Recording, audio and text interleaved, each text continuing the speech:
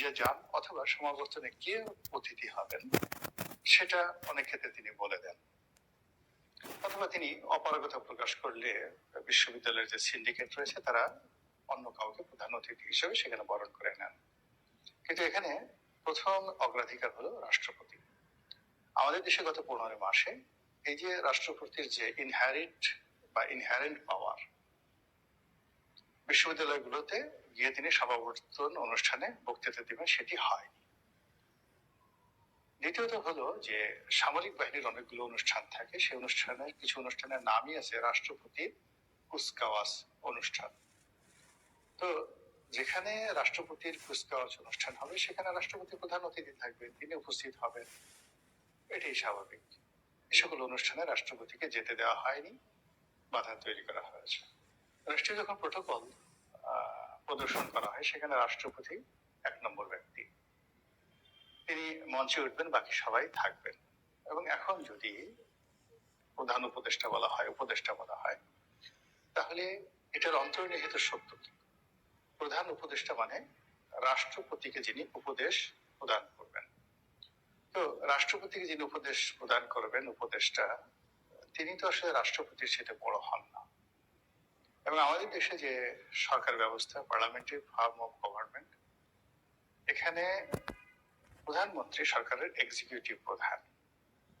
কিন্তু তা সত্ত্বেও তিনি যখন বিদেশে যাবেন, বিদেশ থেকে এসে রাষ্ট্রপতির সঙ্গে দেখা করবেন এবং আরো রাষ্ট্রের যে সকল প্রোটোকল রয়েছে, যেমন ধরুন দুর্নীতি দমন commission, auditor general office, supreme court, তারা স্বাভাবিকভাবেই একটা বাৎসরিক বিভিন্ন উপলক্ষে রাষ্ট্রপতির সঙ্গে দেখা করেন এবং একটা প্রতিবেদন দাখিল করেন।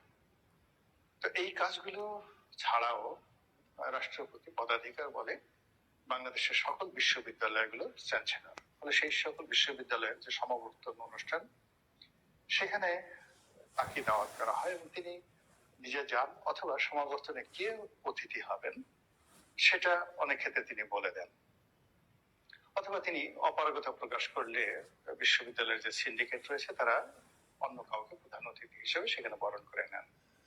কিন্তু এখানে প্রথম অগ্রাধিকার হলো রাষ্ট্রপতি।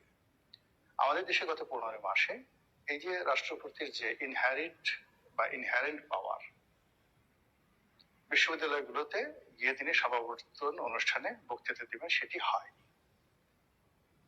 দ্বিতীয়ত হলো যে সামরিক বাহিনীর অনেকগুলো অনুষ্ঠান থাকে, সেই অনুষ্ঠানের কিছু অনুষ্ঠানের নামই আছে রাষ্ট্রপতির কুচকাওয়াজ অনুষ্ঠান। তো যেখানে রাষ্ট্রপতির কুচকাওয়াজ অনুষ্ঠান হবে সেখানে রাষ্ট্রপতি প্রধান অতিথি থাকবেন, তিনি উপস্থিত হবেন, এটাই স্বাভাবিক। এই সকল অনুষ্ঠানে রাষ্ট্রপতিকে যেতে দেওয়া হয়নি,